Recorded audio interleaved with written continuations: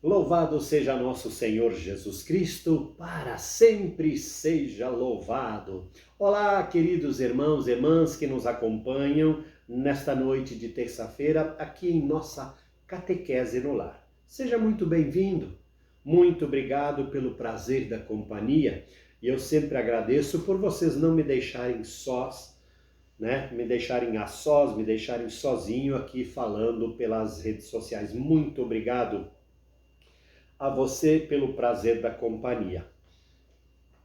Vocês estão vendo um cenário aqui um pouco diferente, né? Então, temos uma rocha, e é rocha mesmo, tá? Aqui é pedra, ó.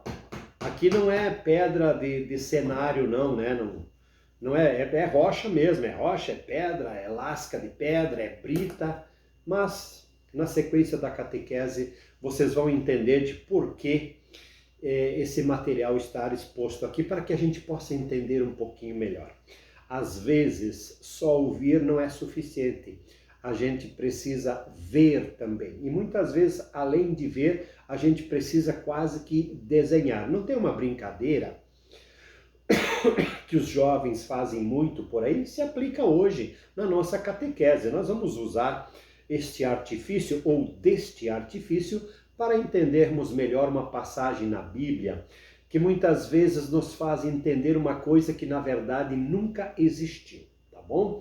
Então, por vezes em nossa catequese nós vamos usar destes artifícios para entender um pouquinho melhor. Qual é a frase que a juventude usa?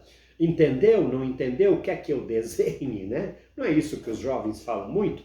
Então, de certo modo, nós vamos desenhar aqui o que de fato aconteceu há mais de 2000 anos atrás, lá nas Sagradas Escrituras, e que nos dá um entendimento distorcido de uma passagem que eu falava na semana passada. Mas antes, eu quero convidar você, meu irmão, minha irmã, a fazermos a oração inicial, a introdução, pedirmos a bênção e a proteção de Deus para aquilo que nós nos propomos a fazer. E, obviamente, antes de tudo isso, nós precisamos nos reconciliar com Ele. Então, se você cometeu alguma falta, se eu cometi alguma falta ao longo desse dia, este é o momento de nós nos arrependermos por aquilo que fizemos de errado, para nos reconciliarmos com Deus, para que dele possamos alcançar tudo aquilo que nós necessitamos. Pelo sinal da Santa Cruz, livrai-nos Deus Todo-Poderoso dos nossos inimigos visíveis e invisíveis, em nome do Pai, do Filho e do Espírito Santo. Amém. Senhor, tende compaixão de nós. Senhor, tende compaixão de nós. Jesus Cristo, tende compaixão de nós. Jesus Cristo, tende compaixão de nós. Espírito Santo de Deus, tende compaixão de nós. Espírito Santo de Deus, tende compaixão de nós. Que o Deus Todo-Poderoso se compadeça de nós, perdoe os nossos pecados e nos conduza à vida eterna. Indulgência, absolvição e remissão dos nossos pecados. Conceda-nos o Senhor onipotente e misericordioso. Querido Pai, tudo que nós propomos a fazer nesta catequese, na companhia dos nossos irmãos e irmãs, é para Ti, por Ti e para o bem dos Teus filhos. Ou seja, tudo aquilo que nós nos dispomos a explanar é para Deus, com Deus e para os filhos de Deus. Que assim seja por inspiração do Espírito Santo, em nome do Pai, do Filho e do Espírito Santo. Amém. Muito bem, queridos irmãos e irmãs, eu quero agradecer, em primeiro lugar, a todas as pessoas que estiveram em Canoinhas hoje na parte da tarde. Muita gente. Meu Deus do céu, quantas pessoas com problemas, né? E acabam procurando a oração, voltando-se para a oração e também para esse trabalho de cirurgia espiritual que nós fazemos para resolver esses problemas de saúde, né? Então, muito obrigado a todas as pessoas que lá estiveram e agradeço também pela paciência que tiveram em esperar para serem atendidas. Muito obrigado mesmo. Obrigado à irmã Zenita, que sempre organiza os trabalhos em Canoinhas. E obrigado a você que lá esteve. E espero que você possa ter levado para casa aquilo que você foi buscar, ou seja, o alívio das suas dores e a solução para os seus problemas. Falando em atendimento, amanhã, quarta-feira, dia 8, atendimento normal em Xanxerê, né? A partir das 14 horas na paróquia Nossa Senhora do Rosário. Já na quinta-feira, dia 9, nós vamos estar atendendo em Videira, local e horário de costume, ou seja, na Associação dos Aposentados, Pensionistas e Idosos de Videira, também a partir das 14 horas. Na sexta-feira nós vamos estar em Zorteia, local e horário de costume. No sábado, dia 11, porém, na parte da manhã, como de costume, também em Serra Alta, a partir das 8 horas da manhã. E no sábado, dia 11, também Santa Missa aqui na paróquia, tá bom? Então vamos lá. Agora vocês vão entender o porquê deste cenário montado aqui, né? Parece mais uma aula de geografia, de geologia, de antropologia, algo, talvez até seja, né? Mas eu não sou geólogo, não sou antropólogo, né? E muito menos professor. Sou um simples filho de Deus, tentando aprender um pouquinho junto com vocês aqui, que me dão o prazer da companhia. Quero fazer mais um pedido antes de nós iniciarmos.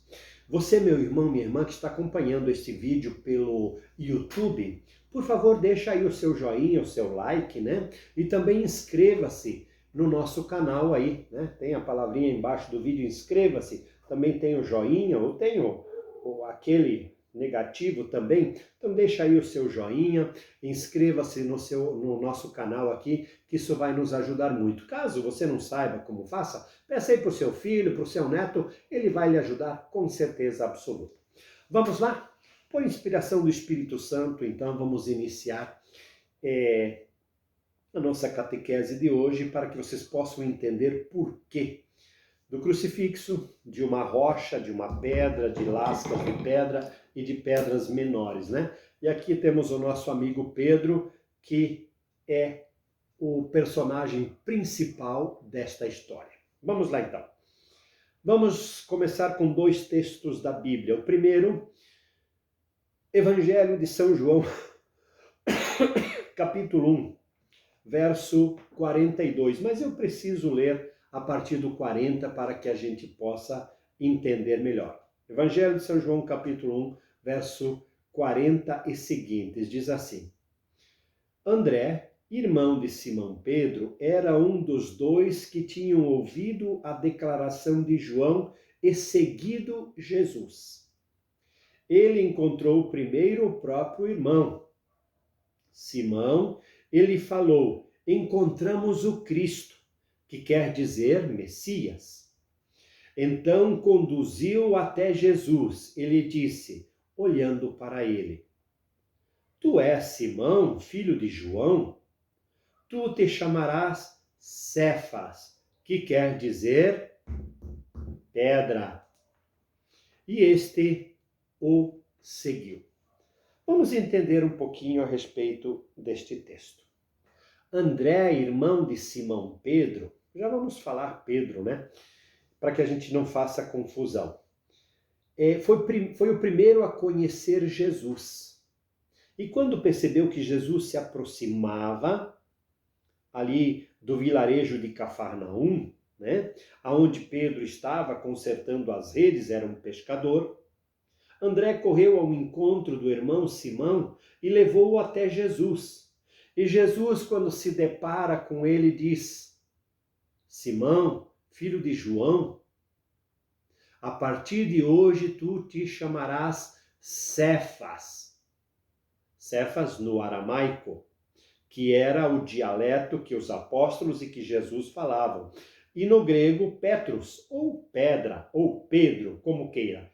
Tudo isso daqui tem o mesmo significado. Cefas, pedra, Petrus e Pedro significa a mesma coisa, ou seja, significa Pedro. Cefas é pedra, é rocha, é algo firme. Então nós vamos entender bem essa questão. Por que eu montei esse mini cenário com essas pedras em cima da mesa aqui? Até tirei a toalha, né? para não ter que lavar a toalha depois, assim, limpar a mesa é bem mais fácil para mim. Então vamos lá.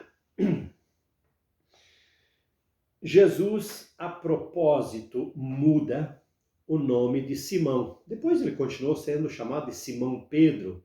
Pedro, Kéfas, né, virou quase que um sobrenome, né? Mas nós o conhecemos como o apóstolo Pedro, apóstolo Petros, apóstolo Cefas. É assim que nós o conhecemos. Por que Jesus mudou isso? Porque lá na frente no tempo, mas na questão do evangelho, nós vamos voltar para trás para o primeiro evangelho, né, que é o evangelho de São Mateus, lá no capítulo 16. Olha o que vai acontecer. Depois vocês vão começar a entender por que dessas pedras aqui. Capítulo 16, verso 13. O texto interessante começa a partir do 16, mas eu vou ler lá desde o início para que a gente possa entender bem e para que não paire nenhuma dúvida. Evangelho de São Mateus, capítulo 16, verso 13. Preste atenção, meu irmão, minha irmã. Jesus foi à região da Cesareia de Filipe e ali perguntou aos discípulos: quem dizem as pessoas ser o Filho do Homem? Eles responderam: alguns dizem que tu és João o Batista, outros Elias, outros ainda Jeremias ou algum dos profetas. E vós? Retomou Jesus: quem dizeis que eu sou? Simão Pedro, né, que já usava o nome de Pedro que lhe fora dado por Jesus, respondeu: tu és o Cristo, o Filho do Deus vivo. Jesus então declarou: feliz és tu, Simão, filho de Jonas, porque não foi a carne e o sangue quem te revelou isso, mas meu Pai que está no céu. Por isso eu te digo, preste atenção agora, meu irmão, minha irmã. O texto está em São Mateus, capítulo 16, verso 18.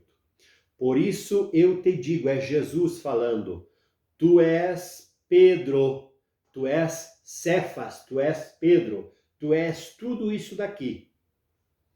Tu és Pedro, e sobre esta pedra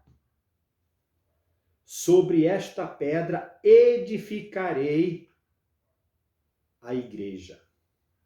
E as forças do inferno não prevalecerão contra ela. Eu te darei as chaves do reino dos céus. Tudo que ligares na terra será ligado nos céus, e tudo que desligares na terra será desligado nos céus. E em seguida recomendou-os aos discípulos que não o dissessem a ninguém, que ele era o Cristo. Agora nós vamos entender tudo o que aqui está. Na primeira passagem, quando Jesus conheceu Pedro, Jesus já muda o nome de Simão para Pedro. Cefas é um nome, como eu já disse, no dialeto aramaico, que era o dialeto que os apóstolos, que Jesus falavam muito. Pedro, ou Petros, como queira, já vem do grego. Aí nós temos que ter um cuidado muito grande no que nós vamos colocar a partir de agora no entendimento.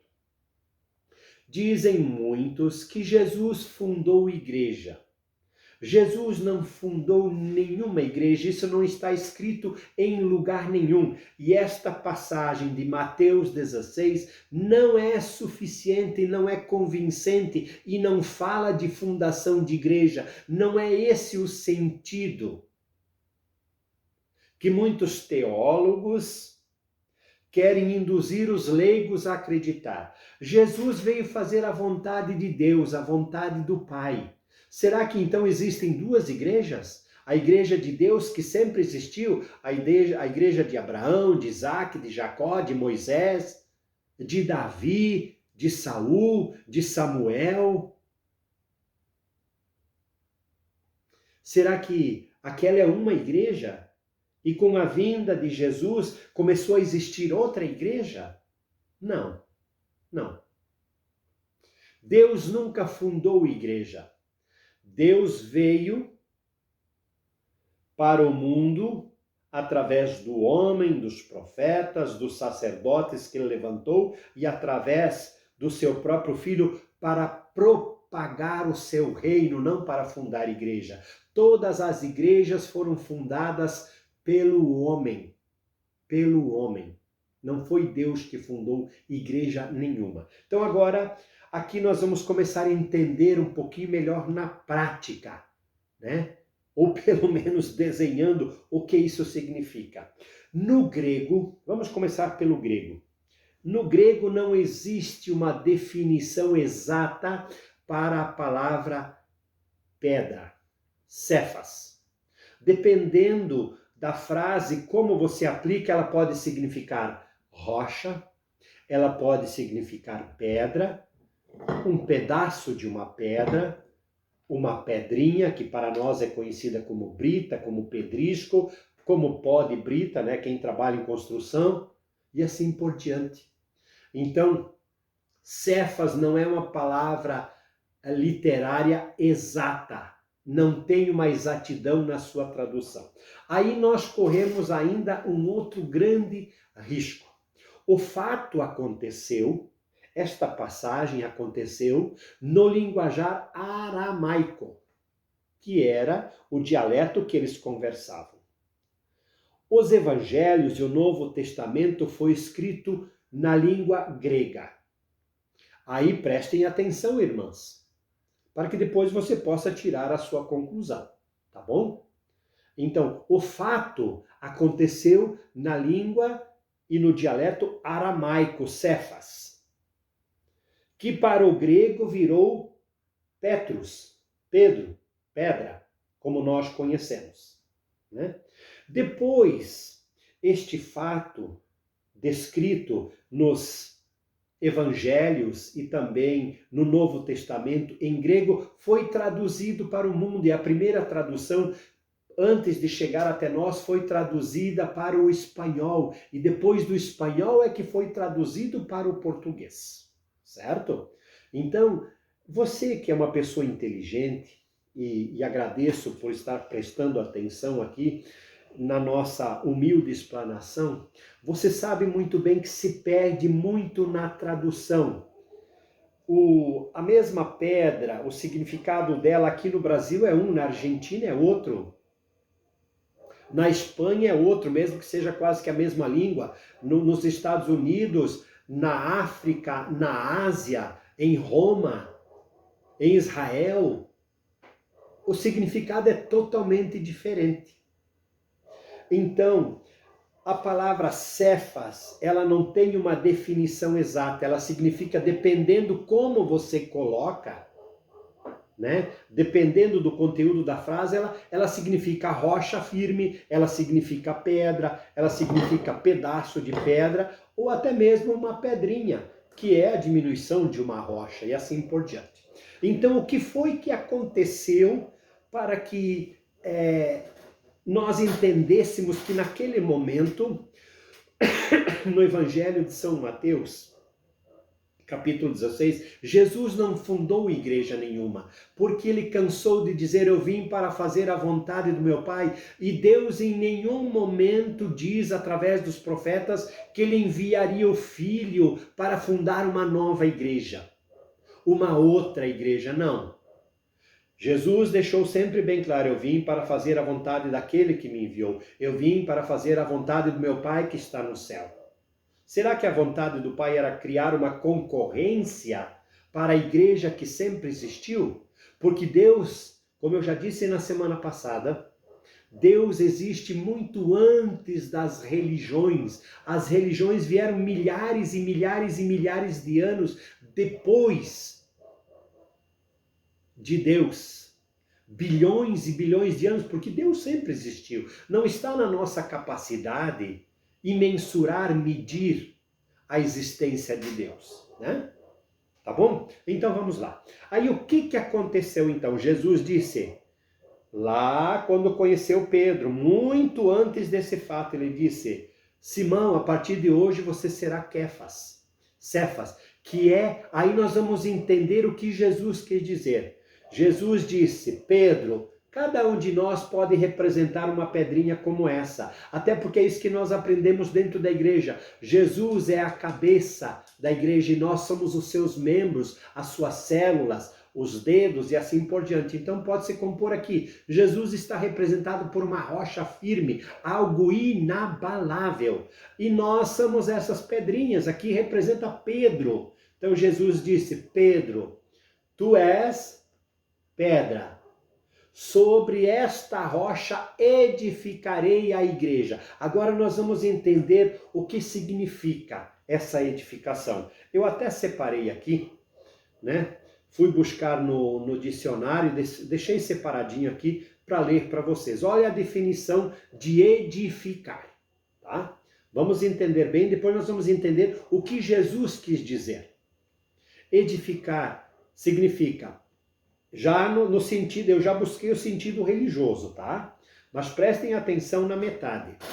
Edificar uma igreja se refere fundar, instituir ou criar uma igreja, no sentido de instituição. Até aí tudo bem, o texto até faria algum sentido. Mas esse texto aqui, como eu disse, ele é religioso e está embasado justamente na distorção da Bíblia. Edificar a casa sobre a rocha, lembra? Que nós comentamos semana passada, um videozinho que eu fiz, que Jesus nos pede: aonde você está edificando a tua casa? Sobre uma rocha firme ou sobre a areia? Jesus fala mais uma vez sobre a rocha firme. E agora nós vamos começar a entender. Nós temos que juntar os pedacinhos. Edificar a casa sobre uma rocha significa induzir a virtude pelos bons exemplos seguidos. Agora vocês vão entender o que Jesus quis dizer. Jesus disse, pegou uma pedra e disse: Pedro, tu és esta pedra, mas sobre esta pedra edificarei a igreja, que é ele é a rocha firme. E a pedra que Jesus está falando é justamente essa aqui, é a pedra angular, é a pedra da fé, é a pedra da esperança e é a pedra da palavra. A palavra que Jesus passava para Pedro, porque ele era o mais velho, era lei na época, era um costume, né, de que os mais velhos ensinavam aos mais novos. Como Pedro era analfabeto, era um simples pescador, não conhecia Jesus, então Jesus ensinou principalmente a Pedro, porque Pedro esteve presente nos grandes momentos que Jesus passou. Esteve lá no Monte Tabor, esteve na Transfiguração, esteve em todas as pescarias, até porque ele era pescador. Esteve no Horto das Oliveiras, quando ele corta a orelha do soldado, só não esteve junto na crucificação, porque Jesus havia dito antes que Pedro o negaria 3 vezes. É aquela passagem que depois vai se concluir lá em João 21. Né? Então o que Jesus diz? Que ele é a rocha firme, a palavra que ele veio ensinar. Quando ele diz: eu não vim para mudar a lei, para confirmá-la. Se ele não veio mudar a lei, por que ele veio fundar outra igreja? Não tem nexo, não faz sentido nenhum. Né? Nós não podemos acreditar nisso, certo? Então, apenas para explicar, porque na semana passada, mais uma vez, eu trouxe esse texto, então algumas pessoas mandaram mensagens, até agradeço pelas mensagens, né? E dizendo que não fazia sentido o que eu estava falando, que Jesus fundou a igreja assim. Então eu resolvi explicar um pouquinho melhor, usando os fatos da época, a linguagem da época, né?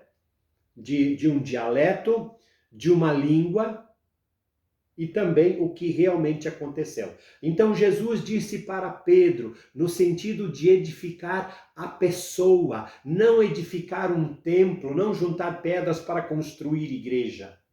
E quando ele continua dizendo: e as portas do céu, as portas do inferno não prevalecerão contra ti, quer dizer que se nós tivermos uma palavra firme, se nós formos prudentes e perseverantes na oração, o inferno não pode contra nós, como não pôde contra Pedro. mesmo que ele tenha fraquejado e negado Jesus 3 vezes, mas depois ele se arrepende e se reconcilia com Jesus, como eu acabei de falar lá em João 21, a passagem da pescaria, né? Então nós precisamos juntar todos esses pedacinhos. Não dá simplesmente porque é Bíblia Sagrada, porque é inspirada por Deus, porque foi traduzida muitas vezes, nós nos apegarmos a um verso e dizer que Jesus veio fundar igreja. Isso não faz sentido nenhum. Então, catequese é justamente para nós discutirmos e para nós buscarmos argumentos e fundamentos na verdade e naquilo que nós entendemos que não é correto. Não é porque está na Bíblia que seja absolutamente verdade. Eu sempre ensino, e também não estou dizendo que seja mentira, tá? Por favor. Eu sempre ensino texto no contexto para que não vire pretexto para heresia, ou seja, o mesmo assunto tem que ser tratado 2 vezes na Sagrada Escritura, pelo menos, com o mesmo conteúdo de entendimento, para nós nos embasarmos em cima disso. Senão, isso aqui fala uma vez só.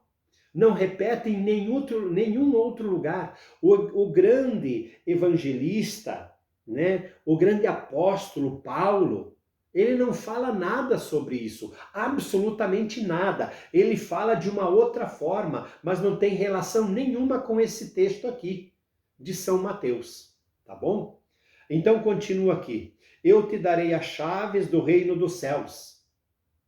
Quando Jesus fala isso, ele está falando para todos nós. Se nós nos tornarmos uma rocha firme, impenetrável, inabalável, se tudo que nós construirmos moralmente, espiritualmente, sobre uma rocha firme, nós teremos a chave. Ele vai dar a chave, e a chave é justamente moral, intelectual e espiritual. Esta é a chave que Jesus se refere. E daí ele continua, tudo que ligares na terra será ligado no céu. E não é só Pedro, não é só o apóstolo, não é só ele que é considerado o primeiro papa. Ele é considerado porque Jesus o chamou primeiro. Jesus muda o nome dele. Tira o nome de Simão, que para nós significa Simeão, né? Dá na mesma. O entendimento é o mesmo, e diz para ele que a partir daquele momento ele precisa se tornar uma rocha firme para que sirva de exemplo, e sobre esta rocha será edificada a igreja. Sobre esta rocha, sobre a palavra, sobre a fé, sobre a persistência, sobre a oração, sobre a obediência a Deus. É sobre isso que Jesus está se referindo. Eu estou simplificando bem as palavras para que todos possam entender, tá bom? Então, estou usando aqui um linguajar bem simples, tá? Eu precisaria usar umas palavras um pouco mais complicadas, mas eu estou usando um linguajar simples, simples, simples, para que você possa entender. Então, continuando o texto, vamos voltar lá. Por isso eu te digo, tu és Pedro, pedra, e sobre esta pedra, firme sobre esta rocha, edificarei a igreja, e as forças do inferno não prevalecerão contra ela. Nós já falamos sobre isso. Aquele cara lá, né, aquele encardido, ele não entra na minha vida se eu for uma rocha firme, como Jesus pede. Ele só entra se eu for um grãozinho de areia, se eu estiver afundando. Aí ele consegue entrar na minha vida. É disso que Jesus está falando. E usando Pedro como exemplo, para que ele seja para os demais apóstolos, para todos os discípulos. E lógico, Jesus já sabia que ele iria partir, que Pedro depois continuasse sendo essa rocha firme. Como foi? Como foi? Ele era analfabeto, ele aprendeu a ler e a escrever justamente para ser esta rocha, não uma simples pedrinha. Ele se torna uma rocha. Esta rocha que Jesus está falando. Eu te darei as chaves do reino dos céus. Tudo que ligares na terra será ligado no céu. E tudo que desligares na terra será desligado no céu.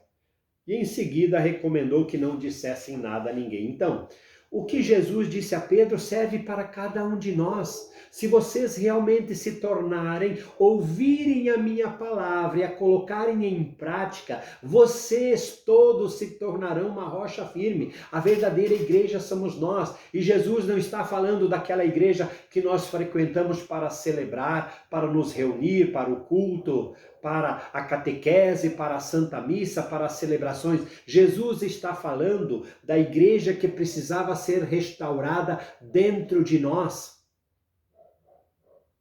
Até porque não existia muitos templos.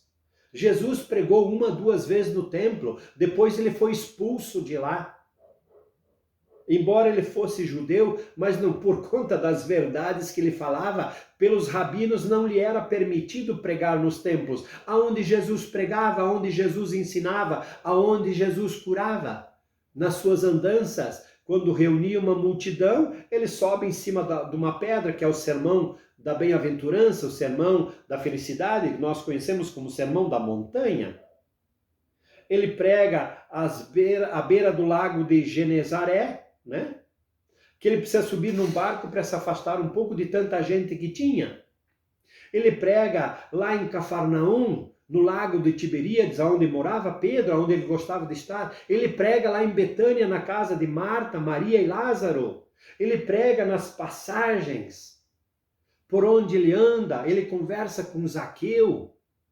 Ele chama Mateus, o cobrador de impostos. E assim por diante, ou seja, aonde ele estava quando se reuniam algumas pessoas, ele pregava. Então, como ele poderia estar falando de construir uma igreja, de fundar uma igreja? Isso não tem nexo nenhum, não faz sentido nenhum, meu irmão, minha irmã. Eu não quero mudar a sua opinião a respeito do que você pensa a respeito disso. Eu quero te dar argumentos para refletir. Porque muitas vezes a gente acredita em algumas coisas que não são exatamente como nós acreditamos ser. Uma outra coisa que eu quero chamar a atenção de vocês, até eu vi uma postagem no final de semana e logo me lembrei. O Salmo 23 diz assim: o Senhor é meu... Está na Bíblia, né? O Senhor é meu pastor e nada me faltará, certo? Errado. Totalmente errado. Na tradução se perdeu o entendimento, né? O que é de fato a frase do Salmo 23, essa que eu pronunciei? O que nós costumeiramente costumamos ler é: o Senhor é meu pastor e nada me faltará. Está errado. Tem que mudar a palavra nada pela palavra não. O correto é: o Senhor é meu pastor e não me faltará. Tem um entendimento totalmente diferente do que a palavra nada. A palavra nada é empregada, como nós lemos e publicamos, né, nas frases, nas mensagens, quer dizer assim: ai, o Senhor é meu pastor e nada vai me faltar. Eu não preciso fazer nada, porque o Senhor é meu pastor, nada vai me faltar. Por que eu vou fazer alguma coisa? Deixa eu ficar aqui de bracinho cruzado. O Senhor é o meu pastor e nada vai me faltar. Isso está errado. Agora, se nós pronunciarmos e entendermos e vivenciarmos que o Senhor é meu pastor e não vai me faltar, eu vou descruzar os braços. Quer dizer que o Senhor é sim meu pastor, porque eu creio nisso. E ele não vai me faltar quando eu dele precisar. Este é o entendimento do Salmo 23. Então, só para vocês verem que uma palavra muda totalmente o sentido e o entendimento. Eu não estou dizendo que as pessoas que traduziram sejam mal intencionadas. Nós temos que entender assim, ó. Na tradução por tradução de uma língua para outra língua, para outra língua, para outra língua, já se perde o sentido do entendimento. E o tradutor, ele vai pegar o texto e ele vai traduzir segundo o que ele entende que seja o sentido daquela palavra, né? Eu também, se pegasse lá do grego ou do espanhol, eu cometeria erros grosseiros, com certeza absoluta. Então, não estou dizendo que a tradução é mal intencionada. Algumas são, né? Mas, de um modo geral, a tradução não é mal intencionada, é uma questão de interpretação. Se nós colocarmos 10 pessoas para interpretar um texto que elas não conhecem, ou traduzi-lo, nós vamos ter 10 traduções diferentes, quando deveríamos ter uma tradução só.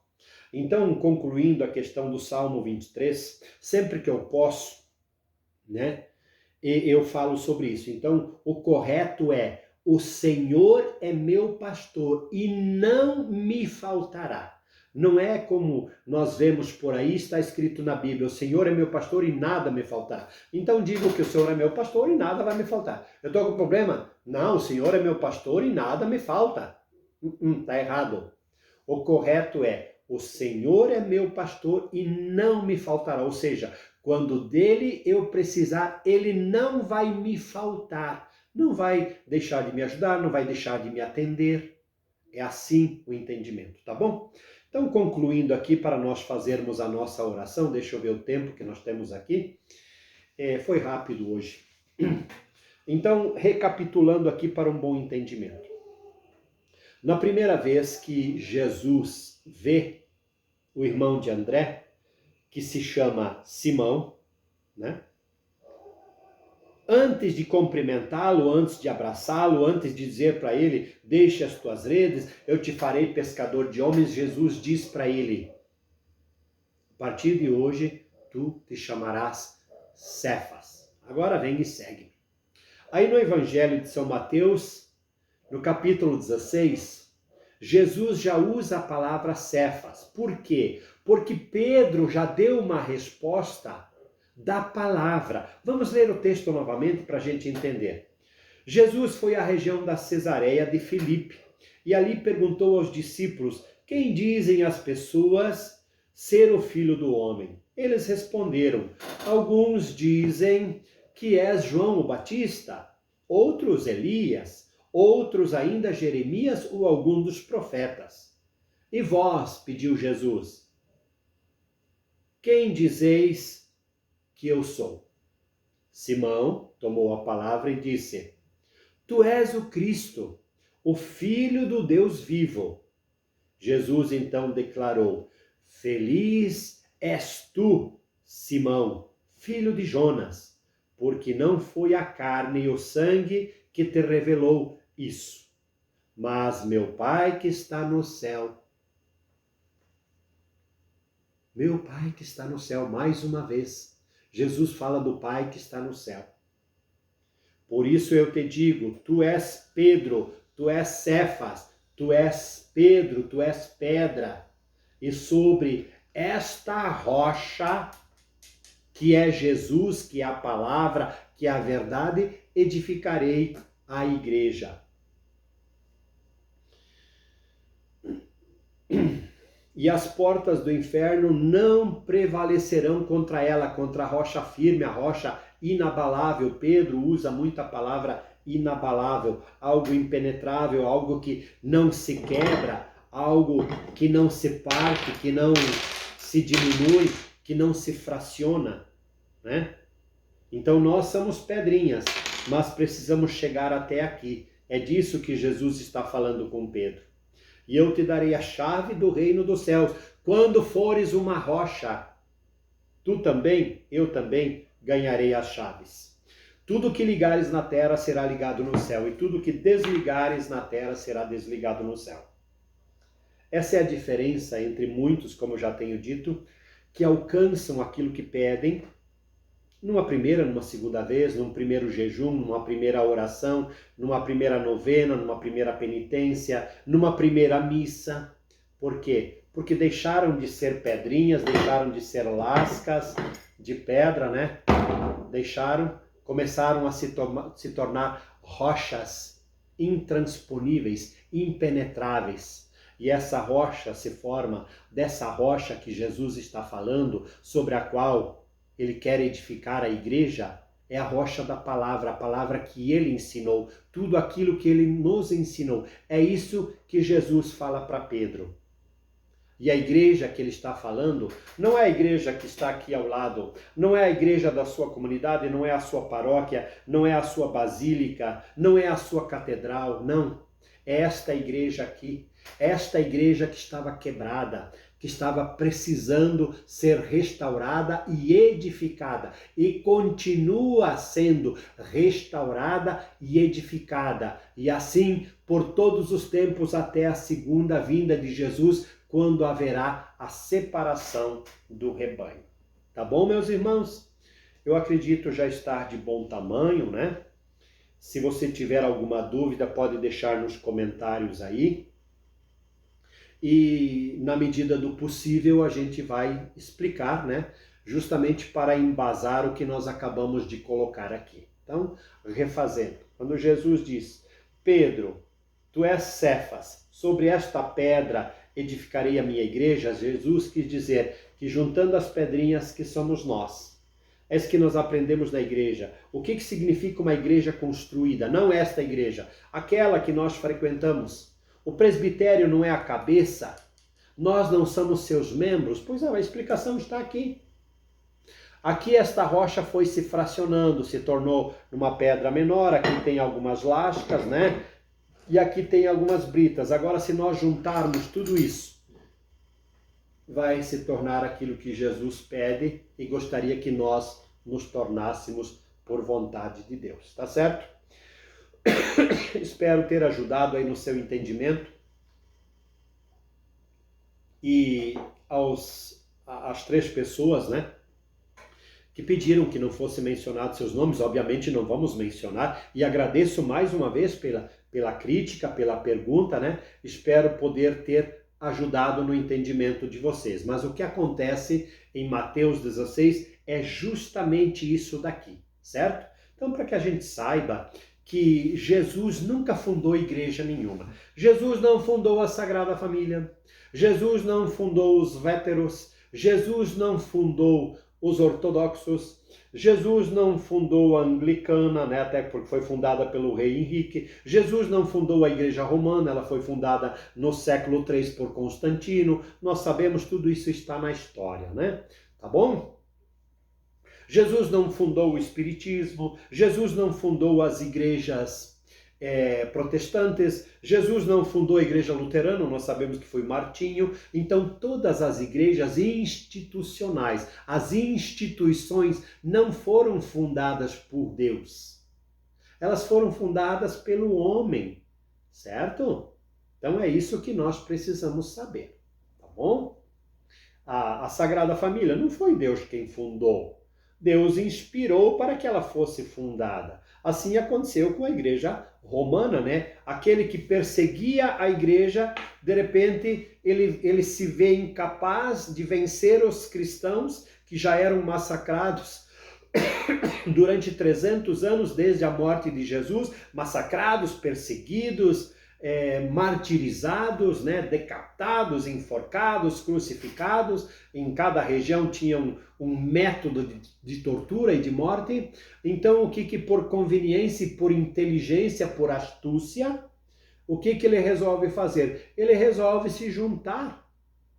E a pedido da mãe ele resolve construir uma cidade onde aconteceu o concílio de Nicéia, o concílio constantinopolitano, né, onde foi formado o credo, né, o credo niceno-constantinopolitano, tá bom? Então, tudo isso está na história. Então, a gente precisa... A catequese serve para isso, né, para nós nos embasarmos. Então, hoje foi um assunto só, até agora, e a partir de agora será a oração, mas eu precisava responder com muito carinho a esses irmãos que nos questionaram, né, a respeito dessa situação. Então essa foi a maneira que eu encontrei de explicar a passagem do Evangelho, aonde Jesus diz, Pedro, tu és pedra, e sobre esta rocha, ou sobre esta pedra, como queiram, edificarei a igreja. Mas Jesus está falando da edificação da igreja que está aqui, a igreja aqui dentro de Pedro. Pedro, tu és pedra, e sobre esta pedra edificarei a igreja.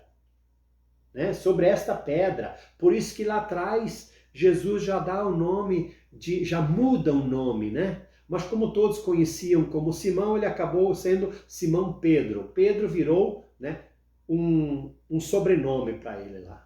Lá Simão Cefas, né?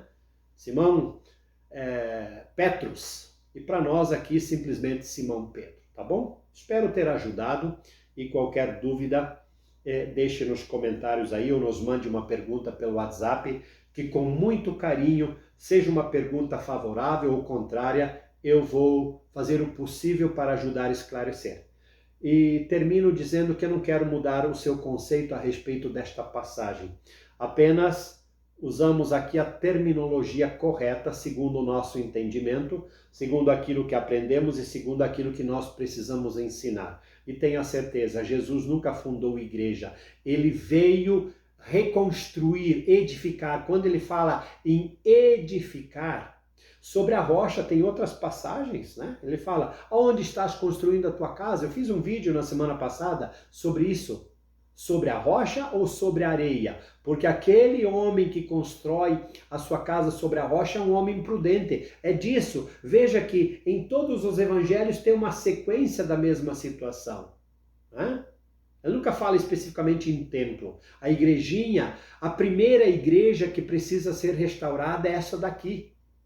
Se eu não edificar esta igreja com a palavra de Jesus, com a fé de Jesus, com os ensinamentos de Jesus, com os exemplos de Jesus e de Pedro, a igreja é construída sobre areia. Então, primeiro eu preciso construir esta igreja, para depois participar daquela igreja. Lógico que participando daquela igreja nos dias de hoje, a gente pode ajudar a edificar, que é o que acontece, né? Lembram que eu sempre falo que a gente vai para a igreja e quer sair de lá melhor do que a gente entrou, não é isso? Deixa eu ver aqui quanto tempo nos resta ainda. Muito bem, vamos lá. Querido irmão, querida irmã, rapidamente eu quero agradecer mais uma vez a todos que estiveram lá em Canoinhas hoje à tarde, né? E convidá-los para o atendimento de amanhã aqui em Xanxerê a partir das 14 horas. Na quinta-feira, atendimento em Videira a partir das 14 horas, local e horário de costume. Na sexta-feira, atendimento em Zorteia, local e horário de costume a partir das 14 horas. Sábado, atendimento em Serra Alta, local e horário de costume a partir das 8 horas da manhã. E já quero convidar vocês aqui de Xanxerê região para a Santa Missa aqui na paróquia em Xanxerê, sábado às 18 horas, tá bom? Então vamos lá. Querido irmão, querida irmã, o que você está precisando para o dia de hoje? Para esta noite? Qual é a graça que você precisa? O que você precisa juntar aqui, né? O que você precisa juntar, né? As migalhas, os pedacinhos, para tornar uma rocha firme, inabalável, como é Jesus. Como Jesus gostaria que nós fôssemos, como e onde Jesus gostaria que nós colocássemos o nosso pensamento, a nossa virtude, a nossa fé, a nossa esperança. O que você está precisando, meu irmão, minha irmã? Pense agora, deixe aí nos comentários. Não precisa expor o seu problema, né? Peça simplesmente saúde, trabalho, peça. Não precisa colocar detalhes, os outros não precisam saber do que exatamente nós precisamos, nem tudo a gente compartilha. A gente coloca aqui o nome, a gente coloca aquilo que a gente está buscando, já é o suficiente. Porque este mesmo Pedro diz lá atrás, lá no finalzinho da Bíblia, aqui ó, lá no finalzinho da Bíblia, segunda carta de Pedro, capítulo 5, verso 7, ele vai dizer assim, confiai ao Senhor, confiai para o Senhor todas as vossas dificuldades. Então coloque aí, precisa de trabalho? Ótimo. Precisa de um emprego? Negócios? Coloque só a palavra-chave, né? Se você desejar. Saúde. Alguém aí está passando por uma dificuldade? Coloque só o primeiro nome da pessoa. Sabe por quê? Porque nós somos batizados com o primeiro nome. Ou com um nome composto, como eu sempre digo. Por exemplo, meu nome é Levi José, então eu fui batizado Levi José. Se o seu nome é Maria, você foi batizado Maria. Você não foi batizada Maria da Silva Conceição Tavares, não. Nós, por Deus, nós somos conhecidos pelo nome de batismo. Então, só o primeiro nome aí já é suficiente. Caso você queira colocar algo mais, sinta-se à vontade, sinta-se em casa. A nossa sala de catequese é sua, e é graças a você que nós estamos aqui. Então sinta-se à vontade. Mas apenas para simplificar, Coloque o nome da pessoa que está precisando de oração, pode ser o seu, por mim, pela minha família. Todos nós precisamos constantemente edificar esta igreja. Se nós estamos com dores é porque tem uma janela quebrada. Se eu não estou bem de saúde é porque a porta está arrebentada. É essa igrejinha que Jesus fala. E é essa igrejinha que Jesus quer nos ajudar a edificar, a reconstruir e a colocar direitinho de pé. É disso que Jesus está falando. Se você não está bem nos negócios, quem sabe a sua igrejinha está com o telhado furado, está caindo água, está mofando, está apodrecendo, você não consegue ter uma boa ideia. É essa igrejinha que nós precisamos restaurar. É disso que nosso Senhor Jesus Cristo fala para Pedro e serve para cada um de nós. E quando ele pede e adverte que ninguém conte nada para ninguém, é porque as pessoas ainda não entenderiam. Por isso que a maioria das coisas que Jesus fala, e até para sua própria segurança, não que ele tivesse medo de morrer, tanto que ele enfrentou a morte da cruz, mas é que ele precisava cumprir a sua missão, e se algumas coisas fossem reveladas antes do tempo, ele não conseguiria, quem sabe, concluir aquilo que o Pai queria que ele concluísse, né? Desde da concepção, da anunciação até a crucificação e a ressurreição e a ascensão aos céus. Por isso que Jesus pedia segredo. Mas agora ele não está pedindo segredo, ele está dizendo: ei, eu quero te ajudar a edificar essa igrejinha que está aí dentro, essa igrejinha aqui. Está com a janela quebrada, está precisando de uma pintura, está com a porta arrebentada, o fecho não fecha mais, o telhado está com goteira, está chovendo, o vento arrancou as telhas, vamos arrumar essa igrejinha. Tudo isso significa as dores, angústias, tristezas, preocupações, maus negócios, doenças, enfermidades. Cada uma dessas coisas tem o seu significado próprio, né? E principalmente quando essa igreja está abalada. Se você mora dentro de uma casa que não tem janela, está com os vidros quebrados, a porta não fecha, o telhado está arrebentado, a pintura está péssima, o piso está todo quebrado, você te sente bem dentro dessa casa? Com certeza não, pois este é o princípio da depressão. É por aí que começa. Quando a nossa igrejinha não está bem, começa a depressão, que nós poderíamos chamar de pressão intracraniana. Eu não consigo mais pensar direito, eu fico angustiado, eu não sei mais o que fazer, falta o ar. Ai meu, não é assim? Da mesma forma que você te sente como exemplo dentro de uma casa toda arrebentada, uma casa humilde, maltrapilha, não estou falando mal da sua casa, pelo amor de Deus, eu venho de uma família muito, muito, muito pobre, mas muito pobre mesmo, mas graças a Deus, a meu pai e a minha mãe, nunca nos faltou o alimento sobre a mesa, eu já falei isso várias vezes, e repito aqui, e tenho orgulho de falar do meu pai José e da minha mãe Maria. Meu pai analfabeto, minha mãe professora normalista. Normalista porque não tinha faculdade. Na época, há 50, 60 anos atrás, os professores não pensavam em fazer faculdade, principalmente aqui no interior, no meio do mato. A gente passou muita vontade de comer coisas, mas a gente nunca passou fome. Então eu venho de uma família muito humilde, filho de um agricultor que depois virou um serralheiro, né, trabalhando em serraria, quando veio para a cidade, e filho de uma professora, que terminou os seus dias de professora como merendeira e faxineira de um colégio, porque ela não conseguia mais dar aula, porque ela não tinha faculdade.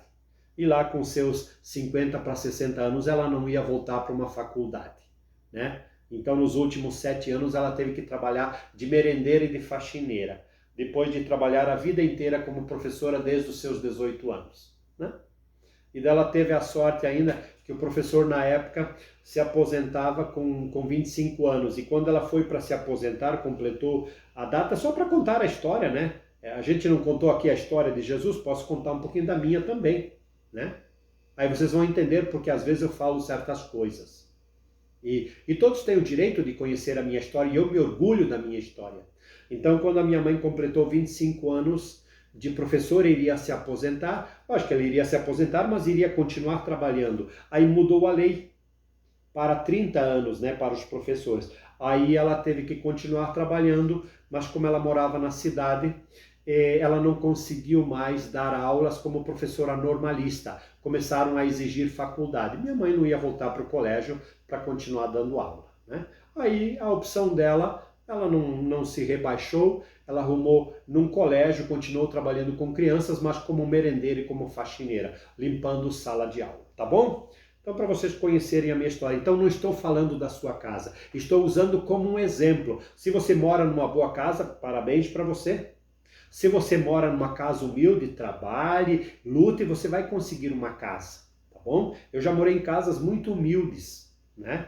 Inclusive como sacerdote, eu já dei esse testemunho para vocês, tá? Mas eu estou usando como exemplo.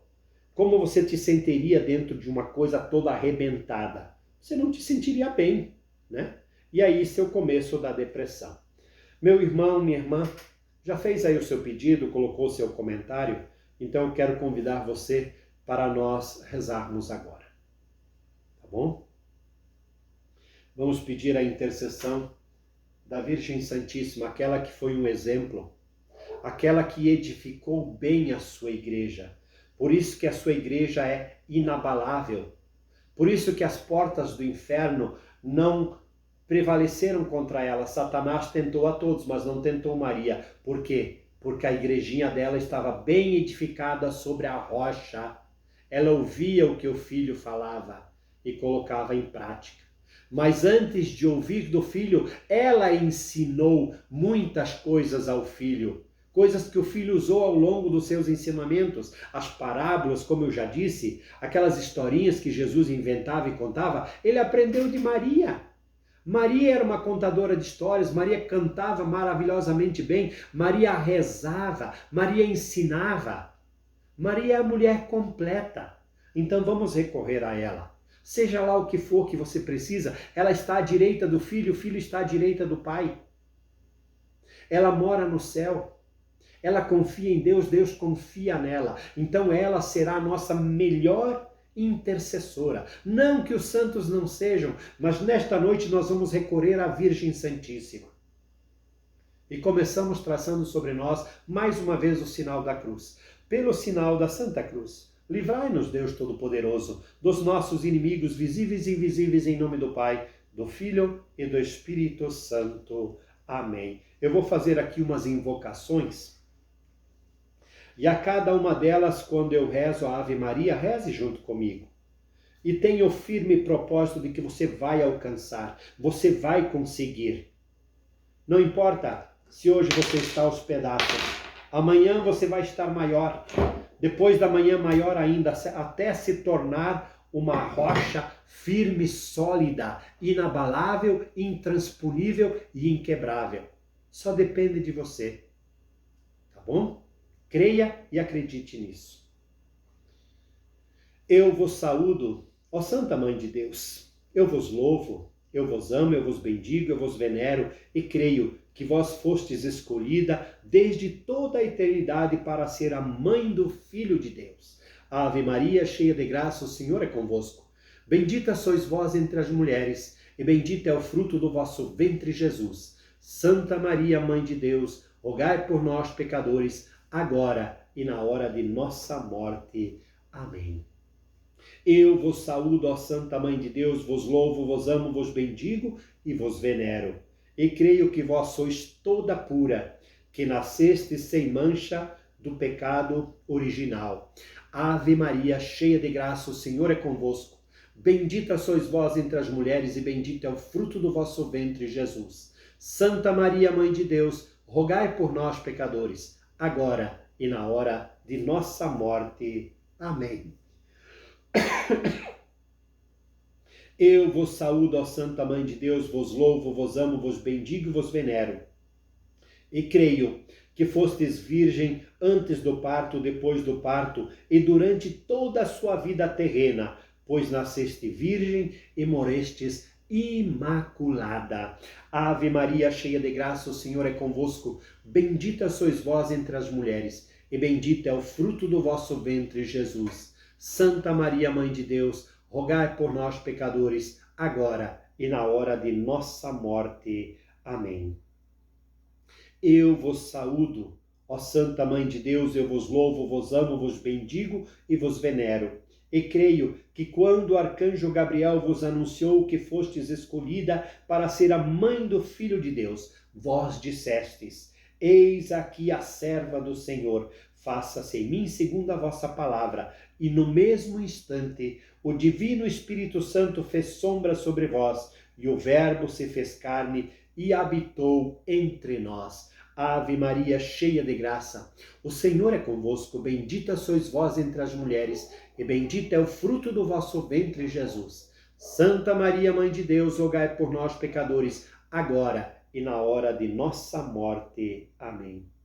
Eu vos saúdo, ó Santa Mãe de Deus, vos louvo, vos amo, vos bendigo e vos venero, e creio que vós sois a esposa do Divino Espírito Santo, que se conservou virgem para sempre.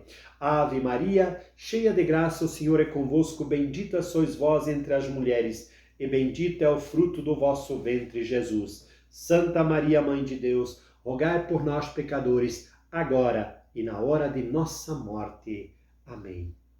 Meu irmão, minha irmã, quem conhece, reza comigo. Quem não conhece, ou não conhece decoradamente, então pode ouvir as minhas palavras enquanto eu rezo. Eu vou fazer agora a oração do Magnificat, que são aquelas 14 passagens da Sagrada Escritura que Maria cita na conversa com Isabel. A minha alma glorifica o Senhor, e meu espírito se transforma em santa alegria em Deus, meu Salvador, porque pôs os olhos sobre a sua humilde serva. Por isso todas as gerações me chamarão bem-aventurada. Grandes maravilhas operou comigo, onipotente, cujo nome é santo, cuja misericórdia se estende de geração em geração em todos os que o temem. Assim ostenta o poder de seu braço, transforma os desígnios dos soberbos, derruba os poderosos do seu assento, exalta os humildes, enche de bens os necessários e os ricos deixa vazio. Decretou exaltar Israel, seu povo, lembrando-se da sua misericórdia, para cumprir a promessa que fez aos nossos pais, a Abraão e a todos os seus descendentes. Meu irmão, minha irmã, que foi mesmo que você pediu? Lembra agora. Lembre do seu pedido, por favor. Qual foi o seu pedido? Foi esse? Então, vamos juntos rezar uma Salve Rainha para terminar este momento de oração, mas acreditando, como eu disse, que você vai conseguir, porque você pode, você sabe e você consegue. Basta querer. Eu sei, eu posso e eu consigo. Nós sabemos, nós podemos e nós vamos conseguir aquilo que nós queremos. Não importa se é hoje ainda, amanhã, na próxima semana. Vocês sabem que eu sou otimista. Eu acredito sempre. Eu nunca desisto. E é esse otimismo, essa crença que eu tento passar para vocês. Eu acredito sempre, por pior que seja a situação, é possível. Tudo é possível para aquele que crê palavras de nosso Senhor Jesus Cristo.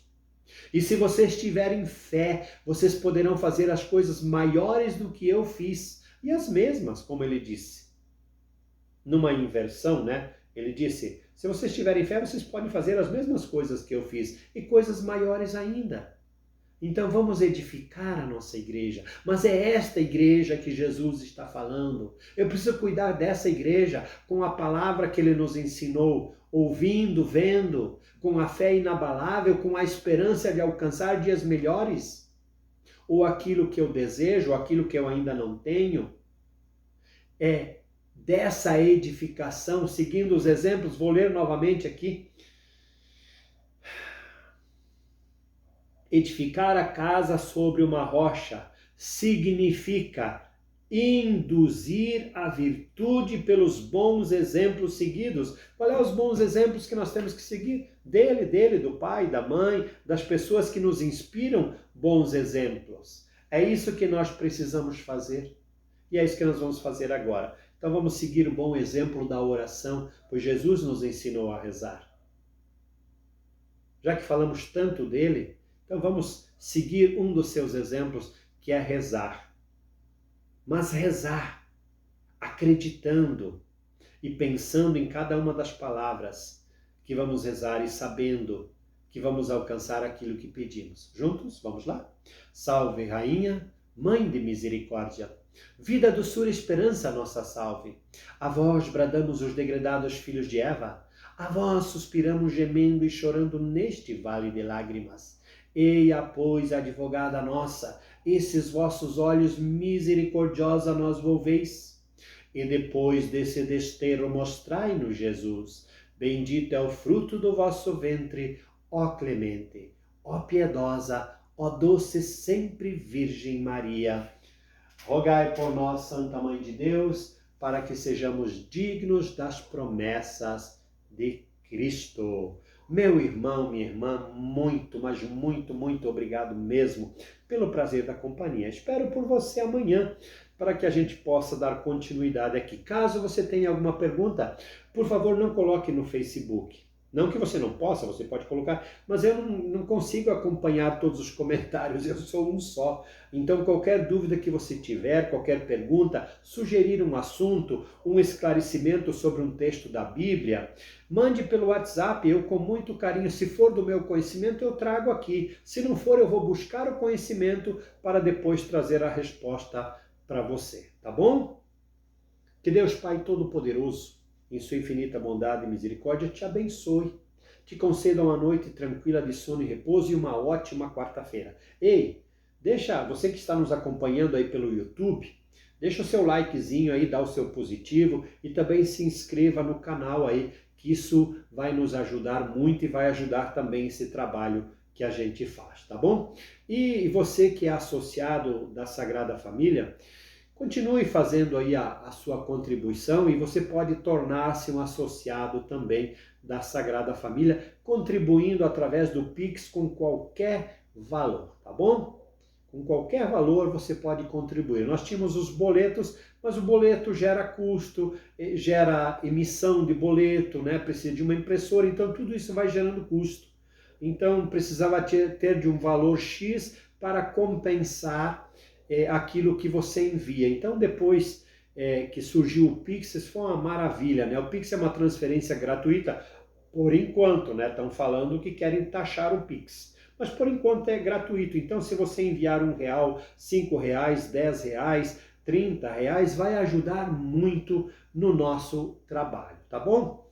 Então, você que quiser se tornar um associado da Sagrada Família, peça informações aí através do telefone. E você que já é associado, mais uma vez, muito obrigado pela sua contribuição mensal. Posso desejar a vocês uma boa noite, um bom descanso e que vocês tenham uma ótima quarta-feira. Vamos edificar a nossa igreja, tá bom? Nós somos rocha, nós somos pedra firme e sobre esta rocha temos que edificar a nossa igreja, tá bom? O Senhor esteja convosco e com o teu Espírito. Que a bênção de Deus Pai Todo-Poderoso, pela intercessão de São Pedro, Cefas, pedra, rocha firme, desça sobre nós e assim permaneça em nome do Pai, do Filho, do Espírito Santo. Amém. Uma boa noite e um bom descanso a todos.